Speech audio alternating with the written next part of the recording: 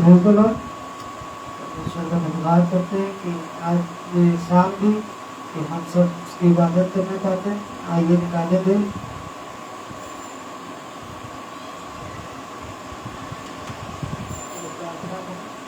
धन्यवाद धन्यवाद धन्यवाद धन्यवाद करते पिता परमेश्वर, तेरा धन्यवाद हो। सारी इबादत को तेरे हाथों में सौंपते हैं पिता परमेश्वर। और पिता पढ़े जाने सुने जाने पे तेरी आशीष हो पिता। जितने भी लोग सुनते हैं इस वचन को पिता, वो सब फलवंत हो पिता परमेश्वर। अपने जीवन में उस पवित्र आशीष को पाए पिता परमेश्वर, और अपने जीवनों में उस चंगाई को प्राप्त करें। और पिता तुझसे यही प्रार्थना करते हैं पिता, तेरे द्वारा सारी बातें पिता परमेश्वर संभव है। तेरे हाथों में सौंपते हैं सारी प्रार्थना को, सारे वचन को, अपने आप को तेरे हाथों में सौंपते हैं। पवित्र आत्मा के अनुसार तेरी अगुवाई में हम तेरी बातों को बताएं, और जो तू चाहता है वही हम बोल रहे हैं यीशु के नाम से, आमीन। यूहन्ना उसका 16 अध्याय।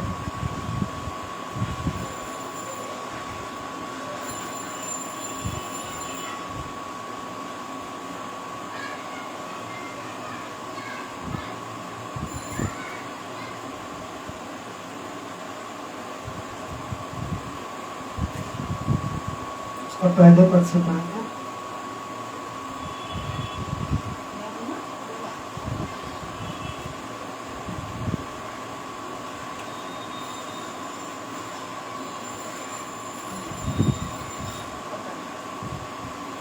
ये बातें मैंने तुमसे इसलिए कही कि तुम धोखा ना खाओ।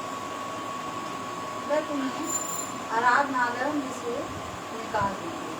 तो मेरा ये बातें मैंने तुमसे इसलिए कही कि तुम ठोकर ना खाओ। कौन सी बातें?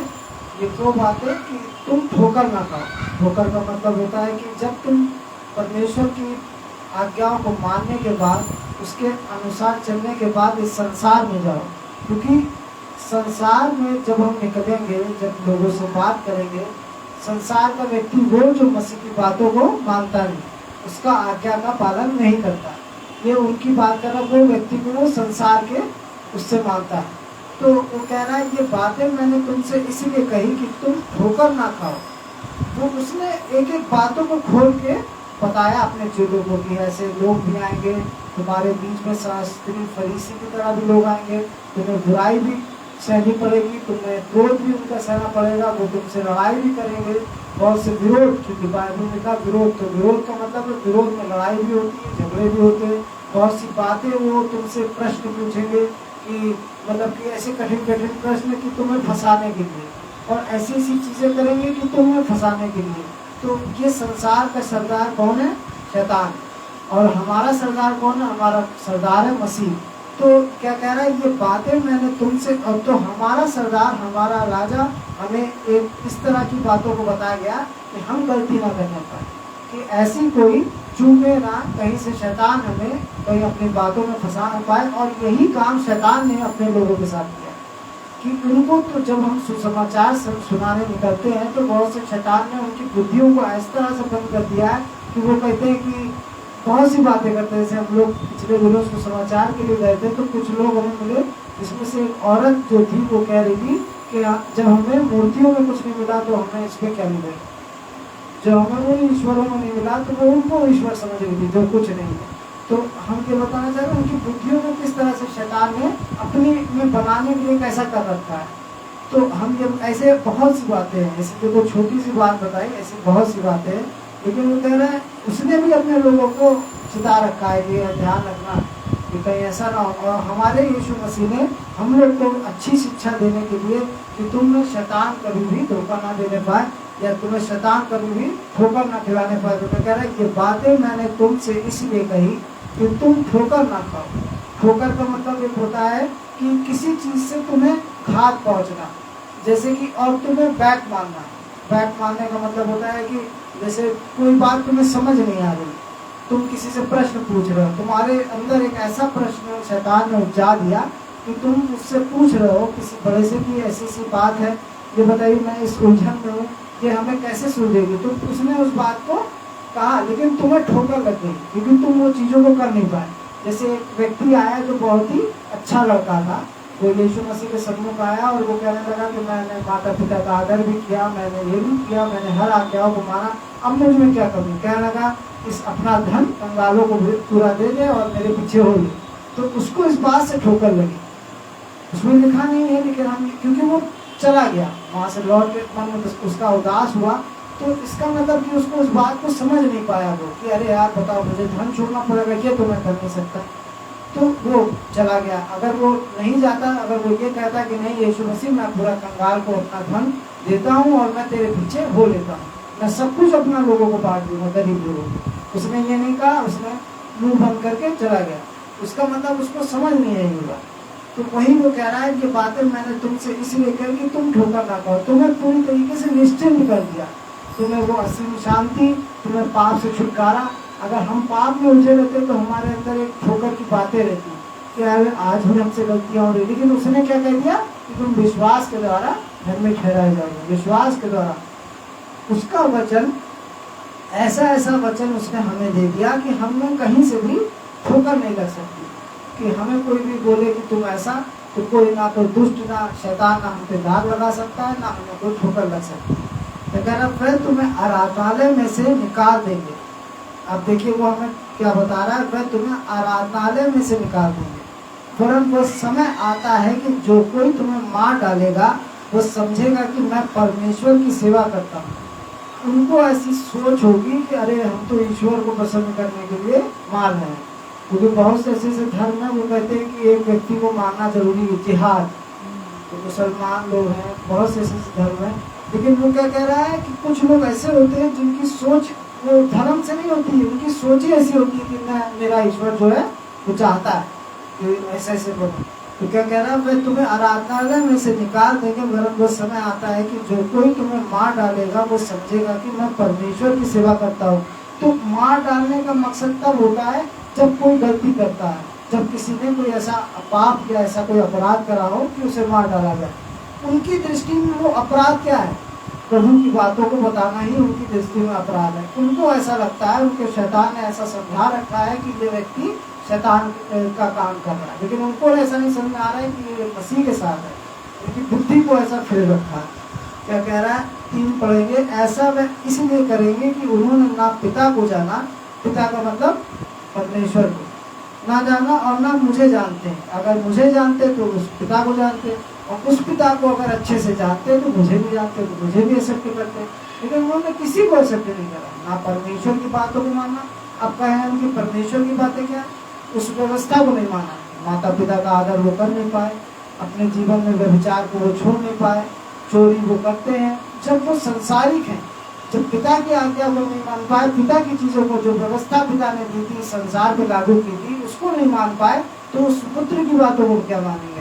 अब रही बात, वो पुत्र बता रहा है कि तुम विश्वास के द्वारा मेरे पास आ सकते हो, क्योंकि तुम व्यवस्था नहीं मान सकते हो, क्योंकि वो बहुत ही बोझ वाली है। लेकिन इसके बावजूद उन्होंने कहा पुत्र की भी नहीं मानी। तो इसका मतलब वो ना पिता को जाने, ना वो पुत्र को जाने, वो किसको जाने, खाली शैतान को जाने। तो क्या कह रहा है, परंतु ये बातें मैंने इसलिए तुमसे कही कि जब इनका समय आए तो तुम्हें स्मरण आ जाए। अब वो कह रहा है कि मैंने ये बातें तुमसे किस लिए कह दी, कोई इसमें लाभ है, लेकिन वो कह रहा है तुम्हें पता चल जाए कि मैंने इस चीज को कहा है, तो तुम्हें क्या मिलेगा, शांति मिलेगी। तुम हड़बड़ाओगे नहीं, उस समय तुम्हें उलझन नहीं होगी, तुम्हें कहोगे हम तो यीशु मसीह के साथ चल रहे हैं, इसके बाद क्या, तुम्हें ठोकर नहीं लगेगी। यही ठोकर होती है कि हमें मालूम ना हो और ऐसी चीज हमारे साथ घट जाए। तो यीशु मसीह कह रहा है कि तुम्हें मैं ठोकर नहीं लगने दूंगा, मैं तुम्हें पहले से सब बता देगा। तो वो क्या कह रहा, परंतु ये बातें मैंने इसलिए तुमसे कही कि जब इनका समय आए तो तुम्हें स्मरण आ जाए कि मैंने तुमसे पहले ही कह दिया था। अब पढ़ेंगे क्या कह रहा, मैंने आरंभ में तुमसे ये बातें इसलिए नहीं कही क्योंकि मैं तुम्हारे साथ था। ये उन चेलों से कह रहा है क्योंकि वो समय उनके साथ था। जब गुरु उनके साथ है, जब उनका अगवा उनके साथ है, इस पृथ्वी का कर्ता उनके साथ है, तो वो क्या कह रहा है, मैं तुम्हारे साथ था, इसलिए उनको इस चीज की जरूरत नहीं थी, क्योंकि वो खुद ही संभाल लेता सारी चीजें। तो क्या कह रहा है, परंतु अब मैं अपने भेजने वाले के पास जाता हूँ और तुम में से कोई मुझसे नहीं पूछता कि तू कहाँ जाता है। अब वो कह रहा है, परंतु अब मैं अपने भेजने वाले के पास जाता हूँ। अब भेजने वाला कौन है, उसका पिता। तो उसने उसको भेजा था यहाँ पे, कोई वो अपनी मर्जी से, क्योंकि हम अगर देखें कि यीशु मसीह जो था वो भी आज्ञा में था। अब हम कहें कि हमारा समय नहीं आया, हमारी वो जरूरतें अभी तक पूरी नहीं हुई, हमने उनके लिए प्रार्थना भी करी, हम ऐसा करने की इच्छा भी रखते हैं, लेकिन वो नहीं हो रही।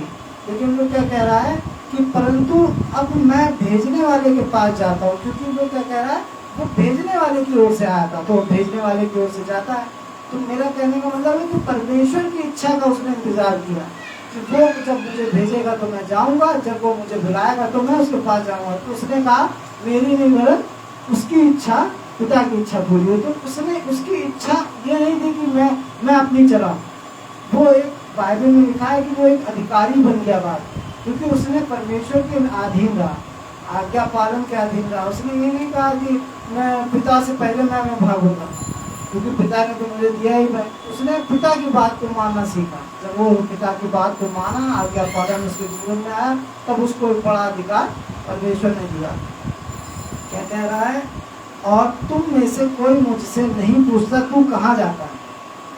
अब वो कोई पूछ नहीं रहा था, कोई पूछ इसलिए नहीं रहा था, क्या कह रहा, परंतु मैंने जो ये बातें तुमसे कही है इसलिए तुम्हारा मन शोक से भर गया, क्योंकि वो उनका रहते रहते चेलों का मन उससे प्रेम करने लगे थे। उसके साथ साथ चले, 3.5 साल उसके साथ साथ चले, उसके साथ बने रहे, उठते बैठते खाते पीते सोते जाते प्रार्थना करते, हर एक चीज़ों को करते, उसके साथ रहे। तो क्या कह रहे, इसलिए तुम्हारा मन शोक से भर गया। तो वो बड़े उदास हुए कि अब ये हमको छोड़ के जाएगा, ऐसी बात कर रहा है। तो क्या कहने लगा, तो अभी मैं तुमसे सच कहता हूँ कि मेरा जाना तुम्हारे लिए अच्छा है।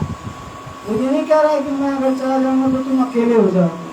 तो वो उनको अच्छा इसलिए क्योंकि वो क्या देना चाहता था, हमारे लिए बहुत ही हमेशा के लिए इस पृथ्वी पर रहते हुए एक ऐसी वस्तु, ऐसी चीज़ देना चाहता था। क्या कह रहा है, तो अभी मैं तुमसे सच कहता हूँ कि मेरा जाना तुम्हारे लिए अच्छा है, क्योंकि यदि मैं ना जाऊँ तो वो सहायक, इसको ये नहीं कहा गया कि मैं, उसने कहा एक सहायक भेजूंगा। एक सहायक क्या है, पवित्र आत्मा। तो वो उसने पवित्र आत्मा को भेजने के बोलो ना कि ये, उसने कहा कि मैं तुम्हें एक मनुष्य भेजने जा रहा हूँ, एक व्यक्ति भेजने जा रहा हूँ। क्योंकि आज से बहुत से ऐसे लोग पवित्र आत्मा कहते हैं ये एक व्यक्ति है, ये एक मनुष्य है, ये एक ऐसा है, ये एक ऐसा है, ये मनुष्यों की बातें हैं। लेकिन यीशु मसीह का कह रहा है मैं तुम्हें एक सहायक तुम्हारे पास भेजता हूँ। कह रहा है वो सहायक तुम्हारे पास, मैं ना जाऊं तो वो सहायक तुम्हारे पास ना आएगा, परंतु यदि मैं जाऊंगा तो उसे तुम्हारे पास भेजूंगा। जब मैं जाऊंगा तो पिता उसको तुम्हारे पास भेजेगा, मैं भेजूंगा। वो आकर संसार को, अब क्या कह रहा है, संसार तुम्हारे पीछे है क्योंकि संसार तुमसे प्यार करता है। तो क्या कह रहा है कि संसार को पाप और धार्मिकता और न्याय के विषय निरुत्तर करेगा।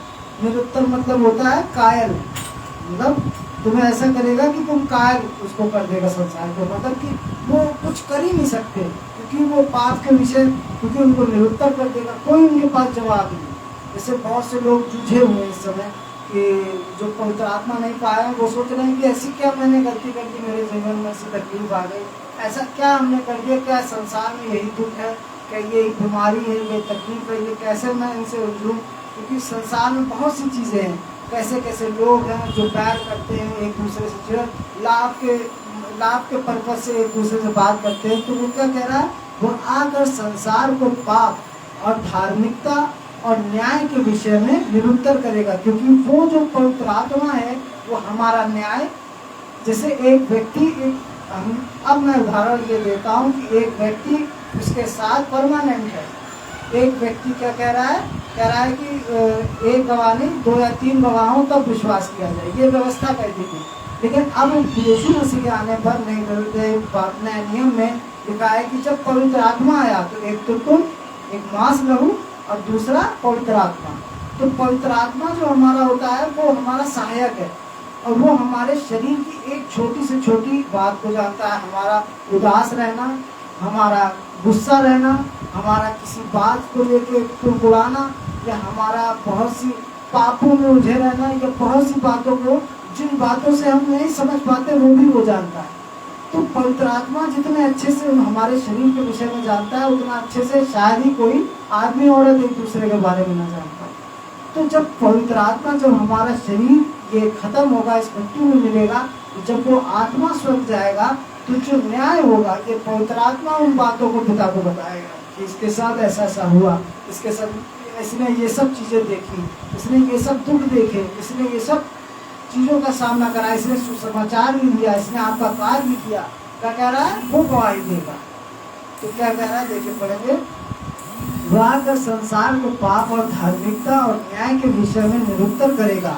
पाप के विषय में इसलिए कि वह मुझ पर विश्वास नहीं करते। अब पाप के विषय में इसलिए क्योंकि पाप तो उस व्यवस्था के द्वारा उत्पन्न हुआ। जो अब कहें कि उस व्यवस्था के द्वारा कैसे उत्पन्न हुआ, वो व्यवस्था ने कहा कि माता पिता का आदर करना, व्यभिचार न करना, चोरी न करना, और हमने क्या करा, उन चीज़ों को, गलतियों को करा, हमसे गलतियां होती गई, हमने उन चीज़ों को करना चाहा अच्छा, लेकिन हमसे नहीं हो पाया, तो उस पाप ने हमारे शरीर में जन्म लिया। वो व्यवस्था द्वारा पाप हमारे पास आया, पाप नाम हमारे सामने आया। तो क्या कह रहा है कि और धार्मिकता के विषय में, पाप के विषय में इसलिए कि वह मुझ पर विश्वास नहीं करते। उन्होंने अब व्यवस्था जब पिता के द्वारा खत्म की गई, यीशु मसीह आया, यीशु मसीह विश्वास की नींव पर सब कुछ करा, तो विश्वास लोगों ने नहीं करा, वो पाप तो करते रहे। उसने कहा कि तुम्हें अपने कामों पे ना भरोसा रखो कि तुम अगर पाप बलि चढ़ाओगे, तुम दोष बलि चढ़ाओगे तो तुम्हारे पाप क्षमा होंगे। उसने कहा कि तुम विश्वास करोगे कि मैं क्षमा, तुम पश्चाताप करो और विश्वास करो तो तुम्हारे पाप क्षमा होते। तो लेकिन उन्होंने उस विश्वास को मानना नहीं चाहा, कहना कि ये कैसे हो सकता है, ऐसे विश्वास करो हो जाएगा। क्योंकि बाइबल में कुछ लोग ऐसे होते हैं संसार में जो जब तक खर्चा नहीं करते हैं उनको कुछ लगता नहीं है। तो कुछ लोग ऐसे भी होते हैं कि जब तक उस संसार में कुछ उनको देना ना पड़े तो उनको लगता है कि अरे कुछ गया नहीं मेरे पास से। जब उनको कुछ लोग धन ले लेते हैं या उनकी कोई चीज़ ले लेते हैं तो उनको ऐसा फील होता है, ऐसा महसूस होता है कि हाँ अब मुझे शांति मिली। लेकिन बाइबल क्या कह रही है, पाप के विषय में इसलिए कि वह मुझ पर विश्वास नहीं करते। और 10 लिखा है, और धार्मिकता के विषय में इसलिए कि मैं पिता के पास जाता हूँ और तुम मुझे फिर न देखोगे। ये तुम्हारी धार्मिकता विश्वास के द्वारा है, तुम मुझे फिर न देखोगे। और क्या कह रहा है, न्याय के विषय में इसलिए कि संसार का सरदार दोषी ठहराया गया है। अब न्याय, हमारा न्याय तो होना ही होना है, क्योंकि हमारा न्याय ऐसा होना है क्योंकि संसार का जो सरदार है वो दोषी ठहराया गया है। अब वो दोषी ठहराया गया है तो हम ये समझ सकते हैं कि हमारे जीवन में जो भी दुख तकलीफ है वो अभी तक के लिए है, लेकिन जब हमारा अनंत जीवन में जो हम प्रवेश करेंगे उस प्रभु यीशु मसीह के द्वारा, तो हमारा न्याय होना ही होना है। हम अगर कहें कि हमारा न्याय कहाँ है तो ऐसा नहीं है, क्योंकि यीशु मसीह हमारा न्याय है, वही हमारा न्याय करवाएगा। कह रहा है, मुझे तुमसे और भी बहुत सी बातें कहनी है, परंतु अभी तुम उन्हें सह नहीं सकते। बहुत सी ऐसी बातें हैं जो लोग नहीं समझ पाते, अगर उनसे बताई जाए तो वो कहेंगे ये क्या बोल रहा है, उनको लगेगा कि जो बताने वाला वो ही कम है लग रहा है। लेकिन वो क्या कह रहा है, मुझे तुमसे और भी बहुत सी बातें कहनी, परंतु अभी तुम उन्हें सह नहीं सकते, समझ भी नहीं सकते, सह ही नहीं सकते।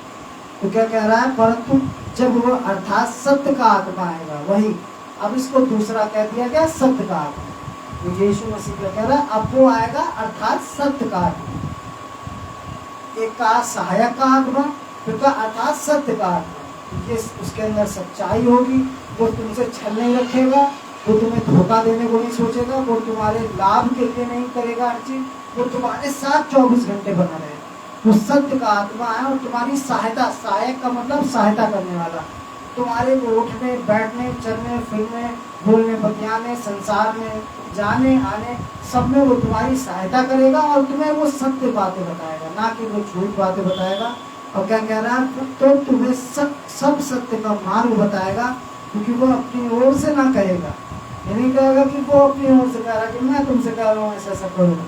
क्या कह रहा है, ओर से ना कहेगा, परंतु जो कुछ सुनेगा वही कहेगा। अब बात आ जाती है कि पवित्र आत्मा भी उसका कहना मानती है। अब पाएंगे पवित्र आत्मा कैसे कहना मानती है, वो कह रहा है जो कुछ पिता से कहेगा। और वो जैसे एक व्यक्ति होता है, उससे जब आपके बहुत ही दीन व्यक्ति होता है, कोई जरूरतमंद व्यक्ति होता है, तो उससे आप कहते हो कि वहाँ जाना तो ऐसे ऐसे कहना, ये बोल देना और वो तुम्हें करेगा।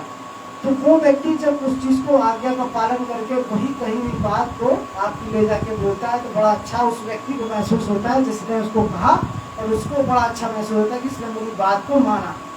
पवित्र आत्मा एक ऐसी चीज है कि वो सत्य का आत्मा है। तो पिता को जो वो कहते सुनेगा वही वो उस चीज को कहता है, वो ये अपनी बातों को नहीं कहता। तो हम ये देख सकते हैं कि एक दूसरे की बातों को सुनने में कितने पवित्र आत्मा के कार्य कैसे हैं। हम अगर ये जान सकते हैं तो ऐसे जान सकते हैं कि वो एक दूसरे से जुड़े। यीशु मसीह पिता, सबसे सर्वप्रथम पिता, फिर पुत्र, पवित्र आत्मा। तो पवित्र आत्मा जो हमें मिला तो वो भी एक दूसरे से जुड़ा। ये नहीं कि तीनों अलग है। तो कह रहा है वो जो पिता कहेगा वो सुनेंगे और वो तुमसे कहेगा, ये नहीं कि वो अपनी मर्जी से कहेगा। तो इसीलिए हमें प्रार्थना करते रहना है, पवित्र आत्मा में परमेश्वर से बात करते रहना है। जब हम परमेश्वर से बात करते हैं तो अन्य भाषा में, तो पवित्र आत्मा परमेश्वर से हमारे बारे में विषय में प्रार्थना करता है। तो जो वो प्रार्थना करता है फिर वो उत्तर पवित्र आत्मा हमारे पास लेके आता है। फिर वो क्या करना है, क्या डिसीजन लेना है। तुम्हारे एक ऐसा आश्चर्य कर्म होगा कि तुम्हारी बुद्धि में एक ऐसी बात वो पवित्र आत्मा बोलेगा कि ऐसा ऐसा करो, यहाँ जाल डालो, यहाँ तुम्हें मछली मिलेगी। तो वो आप काम करोगे तो आपको सक्सेस मिलेगी, क्योंकि पवित्र आत्मा पिता की कही हुई बात को सुनता। पवित्र आत्मा भी स्वयं नहीं कहता, वो डायरेक्ट बोलेगा। वो जब आप प्रार्थना में निरंतर बैठे रहोगे तो पिता आपको ये बताएगा कि आपको क्या उसको बताना। फिर पवित्र आत्मा आप पिता की बात को सुन के फिर आपको बताएगा कि ऐसा ऐसा करना। क्या कह रहा है कि तो तुम्हें सब सत्य का मार्ग बताएगा, क्योंकि वह अपनी ओर से ना कहेगा परंतु जो कुछ सुनेगा वही कहेगा, और आने वाली बातें तुम्हें बताएगा। आने वाली बातें कौन सी? कि जो आने वाली बातें, जो तुम्हारे ऊपर चीजें होने वाली होंगी, जो शैतान जो संसार में कर रहा है। देखना बहुत से ऐसे लोग आ जाते हैं, उनका जो पास्टर लोग होते हैं वो बता देते हैं कि तुम्हारे परिवार में ऐसा ऐसा है, तुम्हारे परिवार में किसी औरत ने कुछ गलत करा है, तुम्हारे टोना टुटका किया है, तुम्हारे ऊपर खराब चीज़ों को किसी ने करा है। तो ये आने वाली बातों को बता देना कि उसके घर पर किसी ने किया है, ये बता देना, या किसी चीज़ को बता देना। ये पवित्र आत्मा ही द्वारा ये होता है, क्योंकि बिना पवित्र आत्मा के कोई भी नहीं बता सकता। तो क्या कह रहा है? वो मेरी महिमा करेगा, वो मेरी महिमा करेगा। वो अगर हमारे पास पवित्र आत्मा है तो हम परमेश्वर की महिमा करेंगे, या ना कि अपनी समझते हैं कि बहुत से ऐसे लोग हैं जो अपनी महिमा करना चाहते हैं कि मैं वहाँ गया तो वहाँ 6 पास्टर गिर गए मेरी प्रार्थना से, और मैं वहाँ गया तो वहाँ पे वो ऐसे वैसे लोग चंगे हो गए, मैं वहाँ गया मैंने प्रार्थना करी तो ऐसा हो गया। हाँ, यीशु मसीह के द्वारा हुआ, इसको छोटा लेते हैं, अपने आप को बड़ा लेते हैं। लेकिन वो क्या कह रहा है कि वो मेरी महिमा करेगा। पवित्र आत्मा में जब होके आप बोलोगे तो पवित्र आत्मा किसकी महिमा करेगा? अरे यीशु मसीह, अरे परमेश्वर, उसके द्वारा ये सब हुआ। हम कुछ नहीं, परमेश्वर सब कुछ। यीशु मसीह को भी एक व्यक्ति आया और कहने लगा अगर तू चाहे तो ये सब कर। तो कहने लगा क्या तू ये कौन सी बात करते हो कि तू चाहे?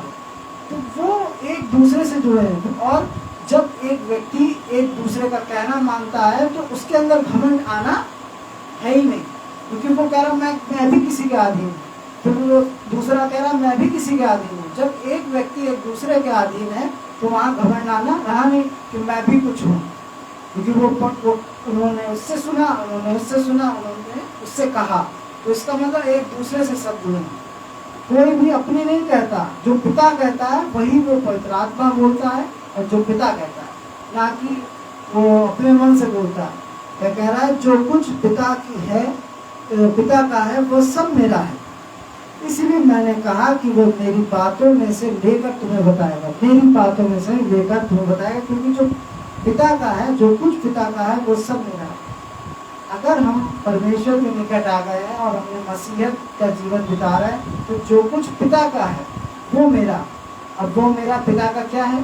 पिता का क्या है? पिता के वो पवित्र बातें हैं, उसके वचन हैं, उसकी अच्छी अच्छी सामर्थ के काम हैं जो वो लोगों को बीच में दिखाता है। उसके अनुग्रह वाला करुणा का मन है, वो दीन है, वो नर्म है, वो सब पे दया करता है। तो ऐसा ही तुम्हारा भी, यही सब चीजें तुम्हारी भी है।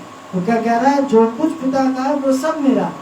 मैं भी करुणामय हूँ। अगर मेरा पिता अति करुणामय है तो मैं भी करुणामय हूँ, मैं भी दया करने वाला हूँ, मैं भी सामर्थ्य हूँ, मैं भी लोगों को, बीमारों को चंगा करता हूँ, मैं भी ये सब चीजें करता हूँ। तो क्या कह रहा है? वो सब मेरा, इसलिए मैंने कहा कि वो मेरी बातों में से लेकर तुम्हें बताएगा।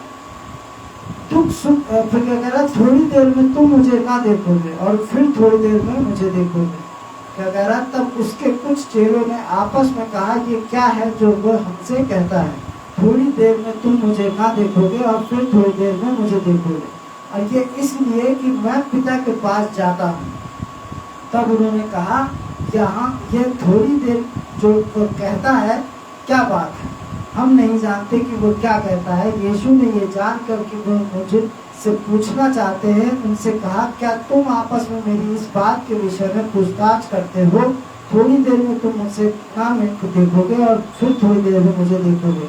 मैं तुमसे सच सच कहता हूँ कि तुम रोगे और विलाप करोगे, परंतु संसार आनंद करेगा। अब ये कहें कि ये कौन सी बात है, क्योंकि पिता में तो आनंद होना चाहिए, खुशी होनी चाहिए, लेकिन वो क्या कह रहा है, मैं तुमसे सच सच कहता हूँ कि तुम रोगे। रोगे कितनी देर के लिए? कह रहा है ये नहीं कि परमानेंट तुम्हारा बना रहेगा रोना, तुम रोगे और विलाप करोगे, परंतु संसार आनंद करेगा। एक ऐसा भी समय आता है कि हम ऐसी ऐसी तकलीफों में होते हैं और संसार आनंद करता है। तो क्या कह रहा है, तुम शोक होगा परंतु तुम्हारा शोक आनंद में बदल जाएगा। जब किसी व्यक्ति को कोई सरप्राइज देता है तो सरप्राइज कैसा होता है, सिंपल, वो कोई भी कुछ चुपचाप बैठे, सबको कह देता है कि चुपचाप रहो, और जब एकदम से किसी प्रेजेंट को या गिफ्ट को उसके सामने रख दिया जाए तो वो एकदम से उछल पड़ता है, अरे ये क्या गिफ्ट मेरे लिए लाए थे क्या। तो वो बताना चाह रहा है कि तुम्हारे जीवन में अभी तो चीजें हैं, तो तुम सोच रहे हो कि ये चीजें नहीं हो रही हैं, कैसे नहीं हो रही, लेकिन जब भी तुम्हारे सामने एकाएक वो सब चीजें आ जाएंगी तो तुम उछलने लगोगे। तुम्हें वो खुशी उस समय नहीं होगी जब तुम्हें मिलती, वो बाद में होगी, क्योंकि अभी तुम्हें उस चीज के लिए थोड़ा सा सहना पड़ता है कि टाइम लग रहा है मिलने में। लेकिन परमेश्वर कह रहा है तुम्हारा शोक आनंद में बदल जाएगा। प्रसव के समय स्त्री को शोक होता है क्योंकि उसका दुख की घड़ी आ पहुंची है, परंतु जब वो बालक को जन्म दे चुकती है तो इस आनंद के से कि संसार में एक मनुष्य उत्पन्न हुआ है, उस संकट को फिर स्मरण नहीं करती और वो फिर उस पुत्र को पालती पोसती, उसकी देखभाल करती, खुश रहती, वो भूल जाती है कि और अपने माता पिता तक को भूल जाती है, अपने घर बार को वो बच्चे में लगे रहती है। तो क्या कह रहा है कि वो खुश हो जाती है, उस दर्द को भी भूल जाती है, उसके साथ जो हुआ होता है वो भी भूल जाती है, उस बच्चे में लगी रहती है। तो परमेश्वर का वचन कह रहा है कि ऐसे ही तुम्हारे साथ होगा, तुम भी उस दुख को भूल जाओगे, तुम्हारे साथ जो कुछ भी हुआ, तुम्हें जो सहना पड़ा, तुम्हें बर्दाश्त करना पड़ा, जो तुम्हें बैठे रहना पड़ा, तुम सोचते रहे कि कब होगा, इंतजार करते रहे, लेकिन वो तुम्हें सब कुछ नहीं स्मरण आएगा। तुम्हें याद आएगा कि अरे अब मिल गया मुझे ये चीज। तो उस आनंद को बाइबल में एक जगह और लिखा है कि अपने आनंद को होने ना दो, अपने आनंद को, क्योंकि शैतान तुम्हारा आनंद चुराने ना पाए। तो हमें ये वचन हमेशा हमें याद आता है हमें कि तुम्हारा आनंद शैतान चुराने ना पाए। तो अभी तक बहुत वैसे भी हम लोग दुख तकलीफ में रहे, लेकिन उन चीज़ों को नहीं खोना चाहिए, क्योंकि अगर वो सब चीज़ें हो गई तो फिर शैतान जो है फिर अपनी तरीके से पूरी तरीके से काम करने लगता है। तो हमें कभी भी अपने आनंद को, अपनी चीज़ों को खोने नहीं देना चाहिए। परमेश्वर के पास कलाम पढ़े जाने से मिल जाने का